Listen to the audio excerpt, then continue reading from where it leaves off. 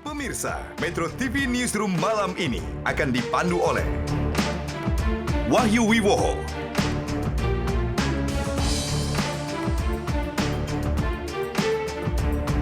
Don Bosco Selamun,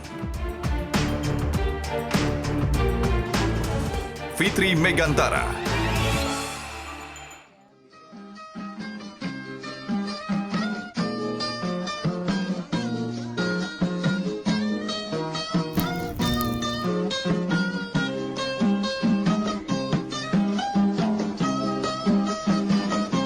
Tadi sore Pak Sekjen Nasdem bisik-bisik ke saya, Pak nanti malam datang toh.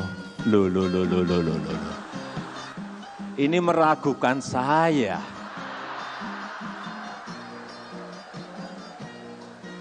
Saya jawab tadi Pak Sekjen, Pak Joni Plate, jangan meragukan saya Pak. Saya akan datang tepat waktu.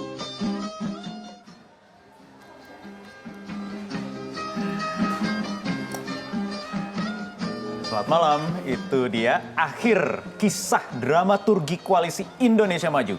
Yang belakangan ini mungkin beberapa pekan bahkan beberapa bulan terakhir ini diisukan kisruh alias tak akur yang terbelah antara faksi Teguh Umar dan faksi Gondang Dia. Tetapi kemudian disambut tepuk tangan bagi pihak yang berseberangan. Apalagi setelah akhir pekan lalu, Gubernur Jakarta Anies Baswedan meresmikan pembukaan Kongres kedua Partai Nasdem di J-Expo Kemayoran. Bukan oleh Presiden seperti Kongres, Muktamar, atau Munas partai politik pada umumnya. Tapi ternyata lagi-lagi kita semua terkecoh. Dan itulah sebenarnya seni dalam berpolitik. Cair, dinamis, menghibur. Jadi jangan terlalu serius-serius lah. Jangan pakai otot Bang Don, supaya tidak tegang otot kita kalau kita mengomentari. Seni dalam berpolitik, saya suka. Seni dalam berpolitik itu Bang. Begitu. Bagaimana Bang? Ya itu dia. Ini sangat menarik kalau kita lihat urutan bagaimana kemudian Pak Jokowi merangkul secara politik Pak Prabowo untuk masuk dalam koalisi. Lalu kemudian Bang Surya merangkul Sohibul Imam Presiden PKS. Lalu kemudian ada rangkulan antara Pak Jokowi dan Bang Surya di Kongres kedua Partai Nasdem. Lalu kemudian kedatangan Ibu Mega. Ini sebuah proses politik yang kalau tadi Wahyu bilang ada sebuah drama di situ, memang peristiwa yang sangat dramatis, yang berakhir atau klimaksnya happy ending. Coba bayangkan Rara, selama ini kan ada bayang-bayang bahwa koalisi itu akan pecah. Kan kita bayangkan. Padahal ada yang berharap nggak happy ending juga ya Bang, sebaliknya ya. Tapi ternyata terkecoh semuanya. Kamu terkejut nggak? Terkejut karena pada saat pembukaan yang tadi seperti Wahyu katakan ini semua orang bertanya-tanya ada apa yang membuka ternyata adalah Gubernur DKI Jakarta, tapi kan sebetulnya sudah dijelaskan bahwa karena kongresnya berada di Jakarta otomatis Gubernur DKI adalah sebagai tuan rumah. Tapi memang yang ditunggu-tunggu adalah kedatangan dari Presiden dan ternyata hadir di penutupan. Jadi menjawab semua rasa penasaran publik sebetulnya bagaimana hubungan Nasdem dengan Jokowi selama ini. Presiden pasti datang sebetulnya. Lalu kemudian kita tidak menduga bahwa akan ada rangkulan seperti itu. Yang orang berspekulasi itu apakah Ibu Mega akan datang. Dan ternyata datang. Dan menurut saya sih hubungan antara Ibu Mega dan Bang Surya itu sudah berlangsung lama. Saya ingat pada tahun 80-an akhir, itu Bang Surya lah yang mempertemukan Ibu Mega dan Mbak Tutut. Ketika saat-saat itu adalah saat-saat di mana Ibu Mega itu menjadi orang yang terpinggirkan secara politik di masa Pak Harto berkuasa.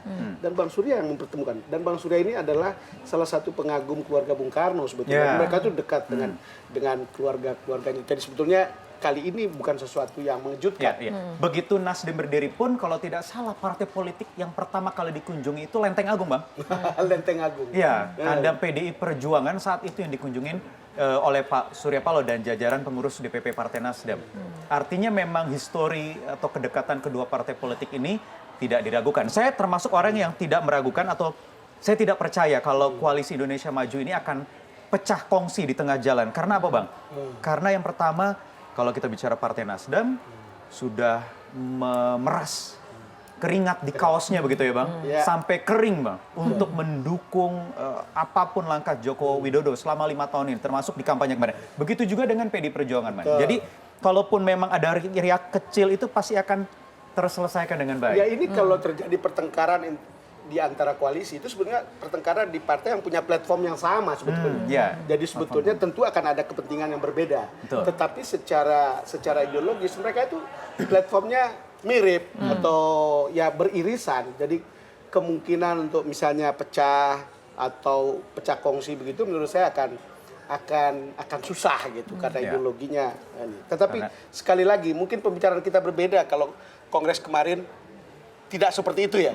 Jadi karena ada relaksasi politik sebetulnya. Ya, relaksasi politik ya. Makanya jangan tegang-tegang ya Bang. Ototnya perlu direlaksasi ya. Iya, tadi kamu bilang seni berpolitik. Politik itu sering political actingnya itu sederhana. Ya. Tetapi penafsirannya yang Maknanya. membuat itu ya. kita menjadi seolah itu besar. Iya, Ya iya, kan? iya. Dan yang di luar itu lebih ramai daripada pemainnya sendiri. Karena saya juga masih yang percaya bahwa koalisi ini kuat karena ada Jokowi, Bang. Karena Jokowi ini menjadi central of equilibrium yang menjadi atau menjaga keseimbangan di antara partai-partai politik yang mendukung Joko Widodo dalam koalisi Indonesia Maju ini. Jadi ya tarik menarik wajar tapi balik lagi ke tengah, benar. Seimbang terus.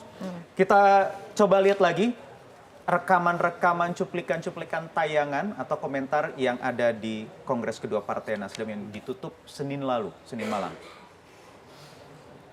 Hubungan rangkulan tali silaturahmi pun dimaknai dengan berbagai macam tafsir dan kecurigaan.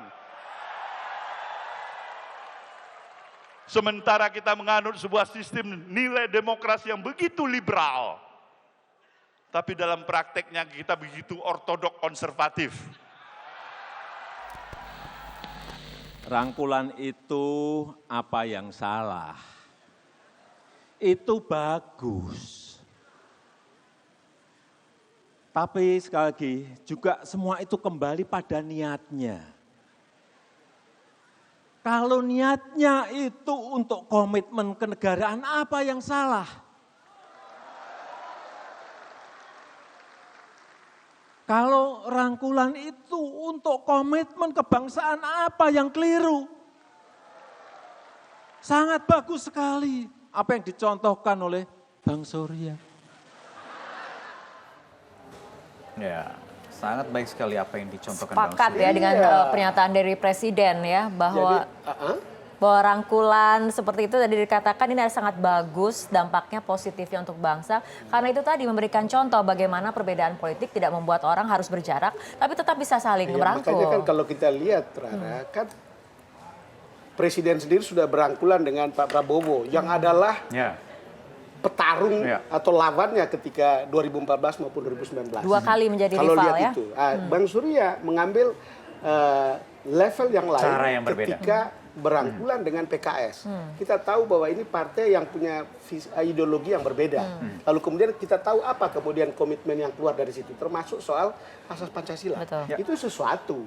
Benar ketika Jokowi bilang, kalau itu mempersatukan, Kenapa? apa yang salah? Kira-kira begitu. Apalagi kita tahu ada kesepakatan 3 butir kesepakatan Betul. ya antara Betul, Nasdem dan betul. juga PKS saat bertemu beberapa Itu pekan menurut lalu saya itu. sesuatu pencapaian yang tidak kecil. Betul. Pesan besar yang bisa sampai ke grassroots-nya untuk Sampai ke kemudian grassroots. membuat situasi menjadi kondusif pasca Pilpres yang mungkin sebetulnya sempat panas. Iya, dan itu khas politik di Indonesia kalau menurut saya Bang. Ada gimmick-gimmick seperti pelukan tadi, ada diksi-diksi yang dikeluarkan oleh Pak Jokowi. Itu kan hanya kecemburuan saja. Iya. Itu gimmick-gimmick simbolik yang ternyata ya banyak menyenangkan banyak pihak. Tapi atau untuk mungkin sebaliknya. masyarakat di bawah ya, ini sebuah pembelajaran politik yang Iya. bagus. Satu, orang makin dewasa berpolitik. Kedua, tiba-tiba ada pelajaran ketika berbulan-bulan you berbeda, ini bisa diselesaikan dengan cara begini, Ya. dan semua orang kembali rileks. Ya. Dan kemudian orang lalu mulai berpikir, ya memang sudah selesai, lalu kemudian kita harus mulai bekerja. Daripada tidak ada gunanya terus-menerus itu dibawa. Artinya di tahun 2024 mendatang kita harapkan situasi politiknya akan lebih kondusif ya dibandingkan kemudian di Pilpres 2019 seperti itu ya. Pak, Publik sudah bisa memahami kalau pada saat itu tegang, you tidak perlu bawa itu sampai ke Perasaan. Perasaan. Jangan baper. Bahasamu yang benar. Jangan sampai dibawa jadi baper gitu. Jadi politik baper. Ya. baper. Relax aja, relaksasi politik. politik. Relax dulu sampai 2022. Ada sisi human dari politik. Nah, Dan relax ini dulu Bang. sisi humannya. yang Sampai banyak 3 kita tahun ke bisa depan, relax. 2 tahun sebelum pemilu, bolehlah kita rame-rame lagi. Apalagi ada rencana konvensi Partai Nasdem di 2022. Itu salah satu hasil Kongres kedua kemarin. Kita akan bahas sesaat lagi usai jeda.